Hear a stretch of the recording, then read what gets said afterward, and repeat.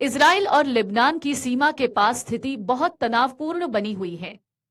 इसी बीच इजराइल के उत्तरी हिस्से में ड्रोन के हमले की चेतावनी के कारण एयर सायरन लगातार बज रहे हैं। इजराइल की सेना ने पुष्टि की है कि लेबनान से कई ड्रोन लॉन्च किए गए हैं।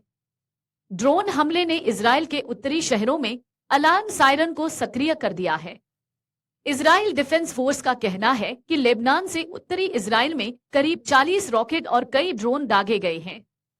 आईडीएफ के अनुसार गैलिली पैनहैंडल और गोलान हाइट्स में बजने वाले सायरन लेबनान से इजरायली हवाई क्षेत्र में एंट्री करने वाले कई संदिग्ध ड्रोनों द्वारा बजाए गए थे।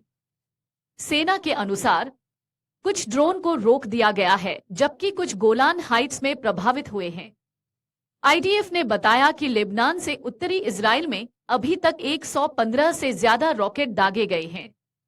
दक्षिणी लेबनान के मतमोरा में एक इमारत पर हमला किया गया है, जहां हिजबुल्लाह के कई गुर्गों को देखा गया था।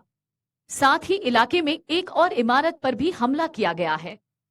अलार्म सायरन बजने के बाद इजराइल डिफेंस फोर्स ने लोगों को अपने घरों और सेफ हाउस में रहने की सलाह दी है। ये घटना इस बात का संकेत है कि लेबनान स्थित हिजबुल्लाह जैसे समूहों के साथ तनाव बढ़ रहा है, जो इजराइल के खिलाफ हमलों की योजना बना सकते हैं। इजराइल और हिजबुल्लाह के बीच हाल के दिनों में कई छोटे संघर्ष हुए हैं। इस तनाव के बीच इजराइल ने हिजबुल्लाह के 3 सदस्यों को एक आर्टिलरी हमले में मारा, जिसके जवाब में हिजबुल्लाह ने इजराइल के सैनिकों पर एंटी टैंक मिसाइल से हमला किया।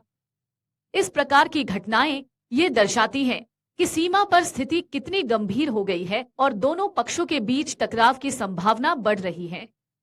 अमेरिका ने इस स्थिति पर चिंता जताई है और कहा है कि वे इजराइल लेबनान सीमा पर हो रही घटनाओं पर नजर रख रहे हैं। ये बताता है कि अगर स्थिति और बिगड़ती है तो ये क्षेत्रीय स्थिरता को प्रभावित कर सकती है। अमेरिकी राष्ट्रीय सुरक्षा परिषद के प्रवक्ता ने कहा कि यह घटनाएं सिर्फ गाजा पर दबाव कम करने के लिए नहीं है, बल्कि ये एक नए नियमों की स्थापना का संकेत भी हो सकती है। अगर आप ये वीडियो YouTube पर देख रहे हैं तो हमारे चैनल को सब्सक्राइब करें और बेल आइकन को दबाना ना भूलें। अगर आप Facebook पर ये वीडियो देख रहे हैं तो हमारे पेज को लाइक करें।